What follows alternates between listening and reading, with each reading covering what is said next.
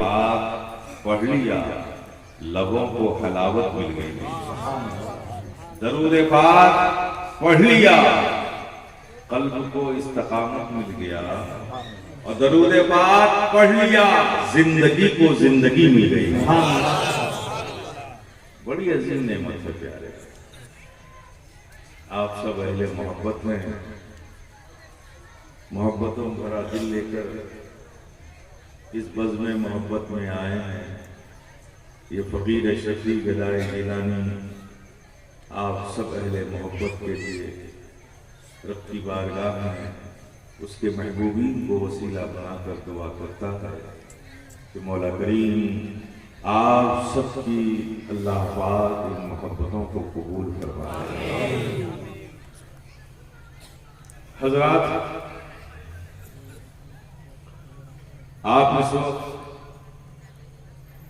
کسی کھیت میں نہیں، کسی کھلیان میں نہیں، کسی عام زمین پر نہیں، بلکہ اس وقت آپ خانقاہ میں بیٹھے ہیں، اور خانقاہ کہتے اسے ہیں جہاں تربیت کی جائے اس جگہ کو خانقاہ کہتے ہیں، جہاں دین بتایا جائے اسے درسگاہ کہتے ہیں، جہاں اس دین کے مطابق تربیت کی جائے اسے خانقاہ کہتے ہیں۔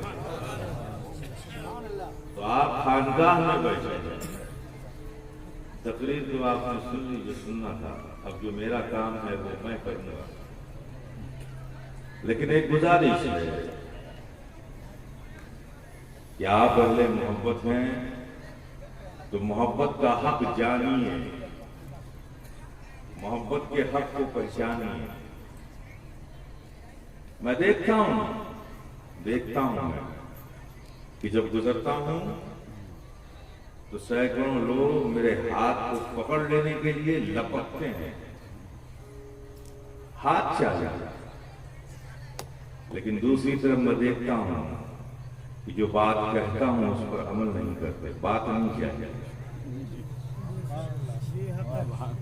میرے پیارے، تین طرح کے مسلمان ہیں دنیا میں،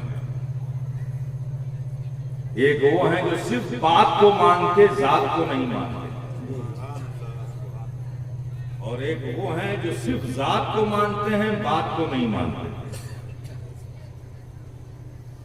یہ ایک کے ماننے والے، چاہے ذات کے ماننے والے ہوں، بات کے نہ ماننے والے ہوں، چاہے بات کے ماننے والے ہوں، ذات کے نہ ماننے والے ہوں، دونوں کے دونوں ناکام ہیں۔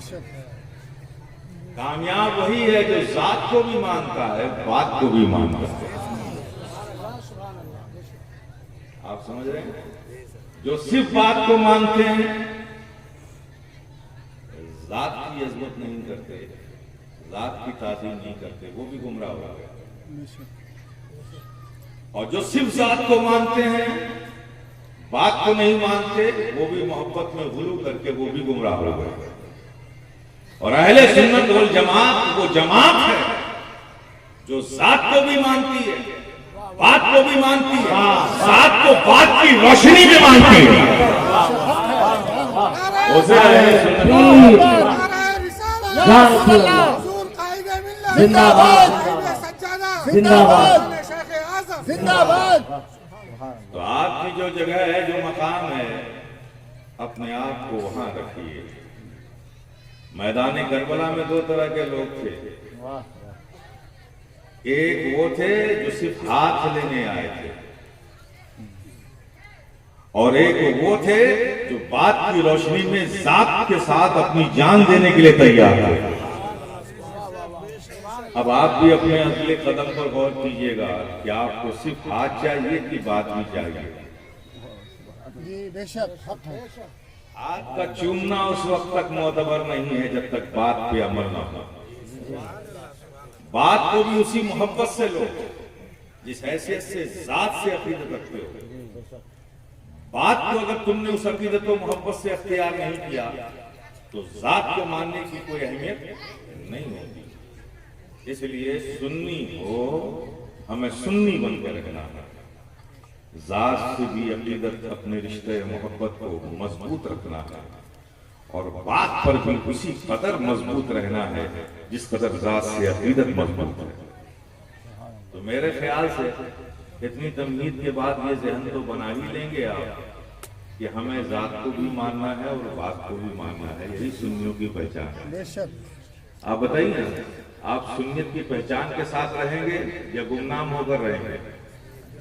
بولو نا میرے پیارے، پہچان کے ساتھ۔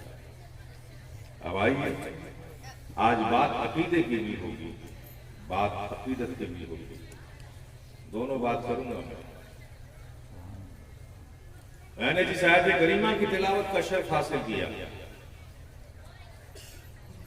روز نماز میں آپ پڑھتے ہیں، 5 وقت کی نماز میں ہر رکعت میں پڑھتے ہیں سورہ فاتحہ، اہدنا الصراط المستقیم صراط الذین انعمت علیہم،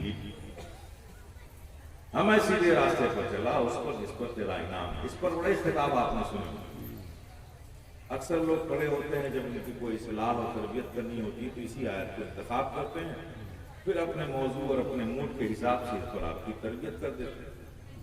آج میں اس پر گفتگو نہیں کروں گا، بہت سن چکے ہیں۔ آج اس میں سے اس سورہ میں اس حصے کو لیتا ہوں جس پر بہت کم لوگ بولتے ہیں یا بولتے ہی نہیں۔ میں لیتا ہوں غیر المغضوب علیہم ولا الضالین، اہدنا الصراط المستقیم، اے اللہ ہمیں سیدھے راستے پر چلا، صراط الذین انعمت علیہم، ان کے راستے پر جس پر تیرا انعام ہے، یہ آپ سن چکے ہیں۔ غیر المغضوب علیہم ولا الضالین، نہ کہ ان کے راستے پر جن پر تیرا غضب ہوا اور جو گمراہ ہوا۔ یہ ترجمہ ہے، یہ دعا ہے، اور دعا کے لیے سب سے زیادہ جو مخصوص مقام ہے، جو خاص جگہ ہے، وہ ہے عبادت۔ اور عبادت میں سب سے منتہائے کمال درجے پر اللہ نے جس چیز کو رکھی ہے وہ ہے نماز۔ اب نماز کی حالت میں غیر المغضوب علیہم ولا الضالین آپ پڑھتے ہیں، ان پر نہ چلا جس پر تیرا غضب ہوا، ان سے بچا جو گمراہ ہوئے، یہ دعا کرتے ہیں نا، پھر بھی لوگ گمراہ ہو رہے ہیں۔ نماز کی حالت میں دعا کر رہے ہیں پھر بھی گمراہ ہو رہے ہیں۔ تو میرے پیارے یاد رکھیے، جو دعا سمجھ کر نہ کی جائے وہ معلق ہوتی ہے۔ اب آپ کو پتا ہے غیر المغضوب کن پر غضب ہوا؟ جی بے شک حق ہے، جن سے بچنے کی آپ دعا کر رہے ہیں۔ جب پتہ ہی نہیں کس پر غضب ہوا تو دعا کیا کر رہے ہیں؟ تو جاننا چاہیں گے نا کس پر غضب ہوا اور کس سے بچا، ولا الضالین کون گمراہ ہوا جن سے بچنے کی آپ دعا کر رہے ہیں۔ آج اسے سمجھو، غیر المغضوب علیہم، ان سے بچا جس پر تیرا غضب ہوا۔ جب مفسرین کی بارگاہ میں آؤ گے تو وہ کہتے ہوئے نظر آئیں گے غیر مغضوب سے مراد یہودی ہیں، اللہ ان پر غضبناک ہوا، اور ولا الضالین سے یہ گمراہ کون ہوئے؟ اس سے مراد عیسائی ہیں، یہ مفسرین کہتے ہیں۔ اب گویا کہ کیا معنی ہوا کہ اے اللہ ہمیں یہودیوں سے بچا، اے اللہ ہمیں عیسائیوں سے بچا۔ اب یہ معنی معلوم ہو گیا تفسیر کی روشنی میں، اور یہ 5 وقت کی نماز میں آپ کرتے ہیں۔ لیکن اب ایک سوال بنتا ہے، اس فقیر شفیع کا ذہن ایک سوال کرتا ہے، اے اللہ تو ہم سے کہلوا رہا ہے ہر نماز میں کہ اے اللہ ہمیں عیسائیوں سے بچا، یہودیوں سے بچا، تو یہ اس دعا کی ہمیں ضرورت کیا ہے؟ یہ دھوم دھامی میں رہنے والا، اطراف و اکناف میں رہنے والا تیرے بندے اس کے بغل میں تو کوئی نہ عیسائی ہے نہ یہودی ہے، کبھی شکل بھی دیکھا، تو اس سے بچنے کی دعا کا کیا مطلب؟ یہ ضرورت تو انہیں ہے نا جن کا پڑوسی کوئی عیسائی ہو، جو یہودیوں کی صحبت میں رہتا ہو، اس کو یہ دعا فائدہ دے گی نا۔ جب دھوم دھامی کے مسلمانوں نے کبھی عیسائی کو دیکھا ہی نہیں، کبھی یہودی سے پالا ہی نہیں پڑا، تو پھر اس دعا کی نماز جیسی عبادت میں ضرورت کیا؟ بے شک حق ہے، لیکن پڑھایا سب کو جا رہا غیر المغضوب علیہم ولا الضالین، ان سے بچا جس پر تیرا غضب ہوا، ان سے بچا جو گمراہ ہوئے۔ ہم سے بھی جا رہا ہے اب یورپ میں رہنے والے مسلمانوں کے لیے یہ دعا تو کارآمد نظر آتی ہے کہ ان کا پڑوسی یا تو یہودی ہے یا عیسائی ہے، ان کو تو ضرورت ہے اس دعا کی، عیسائیوں سے بھی بچیں یہودیوں سے بھی بچیں، لیکن یہاں کے مسلمانوں کو کیا ضرورت ہے؟ اس بات کو میں سمجھانا چاہتا ہوں تاکہ اسے سمجھ لو، اب جب نماز میں یہ دعا پڑھو گے تو انشاءاللہ بچے رہو گے۔ اب غور کرنا ہوگا کہ یہودیوں پر اللہ غضبناک ہوا کیوں؟ ریزن کیا ہے؟ یہودیوں پہ اللہ کا غضب ہوا کیوں؟ ریزن کیا ہے؟ جب ریزن تلاش کرو گے تو تمہیں ملے گا کہ اللہ غضبناک ہوا یہودیوں پر ان کی گستاخی کی وجہ سے۔ کس وجہ سے؟ ان کی گستاخی کی وجہ سے۔ بڑی گستاخ قوم اور بڑی نسل باز قوم، اتنے انعامات اللہ نے اس کو عطا فرمائے، اتنا فضل اس کو عطا فرمایا کہ اس کے لیے من و سلوہ اترتا تھا۔ جب فرعون نے اس کو پکڑا اور غلامی کی زنجیروں میں جکڑ کر اس سے صرف ایک پیاز اور 2 روٹی کھلا کر اور ایک چڈی پہنا کر ننگے بدن ریتیلے میدان میں اس سے پیرامڈ بنواتا تھا اور کوڑے مارتا تھا، سزائیں دیتا تھا، جب حضرت موسیٰ جب آئے دیکھا کہ میری امت کے ساتھ یہ ظلم کیا جا رہا ہے تو آپ گئے، فرعون سے جنگ کی، آزاد کر آئے، اور بڑا رحم آیا کہ میری قوم کے ساتھ فرعون نے ایسا ظلم کیا۔ تو انہوں نے اللہ سے دعا کی کہ مولا میری قوم کے ساتھ بڑا ظلم ہوا ہے، بڑی انہوں نے تکلیفوں میں زندگی گزاری ہے، ان کو ایک پیاز اور 2 روٹی کھلا کر ننگے پیٹ بدن ان کو گرمی کی تپتے ہوئے ریگستان میں رکھ کر ان سے بلڈنگیں بنوائی گئی ہیں، ان کو کوڑے مارے گئے ہیں، تو مولا تو ان کے لیے من و سلوہ اتار دے۔ اللہ نے اپنے موسیٰ نبی کی دعا قبول کی تو حال یہ تھا کہ ان کے لیے دسترخوان خود بخود بچھ جاتا تھا، پلیٹیں لگ جاتی تھیں، کھانے لگ جاتے تھے، اور یہ بیٹھتے تھے آرام سے کھا لیتے تھے، یعنی آپ فرشتے ان کی خدمت میں معمول کر دیے گئے۔ آپ دیکھیں، لیکن ان کی مزاج طبیعت میں گستاخی تھی، ذرا اس کو دیکھیں۔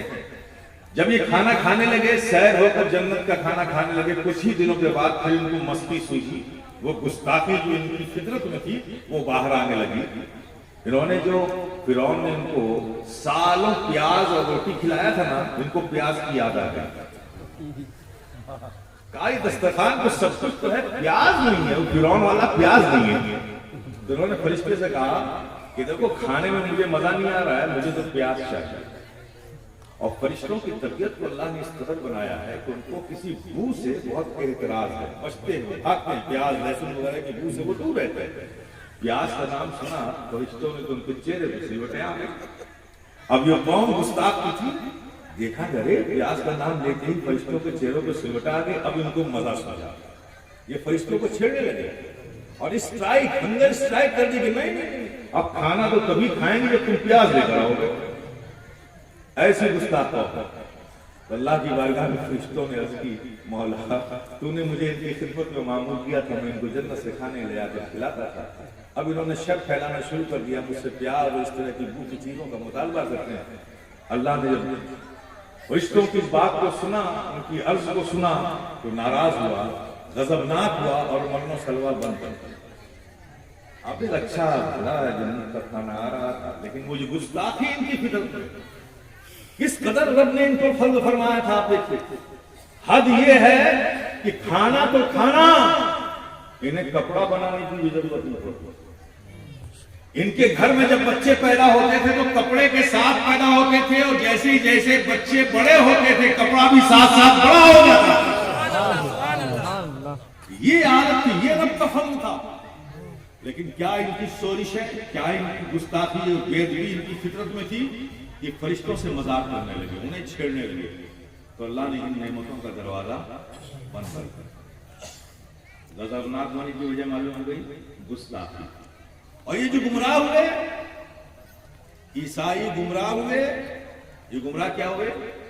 انہوں نے ذات کو ماننے میں غلو کر دیا۔ حضرت موسیٰ کو نبی تو نبی، خدا کا بیٹا مان لیا، ماننے میں غلو کیا، دین کو رسم رواج بنا لیا، جو رسم و رواج تھا اسے دین مان لیا، دین میں غلو کیا تو گمراہ ہوا۔ کیا میری جملے سن رہے ہیں آپ؟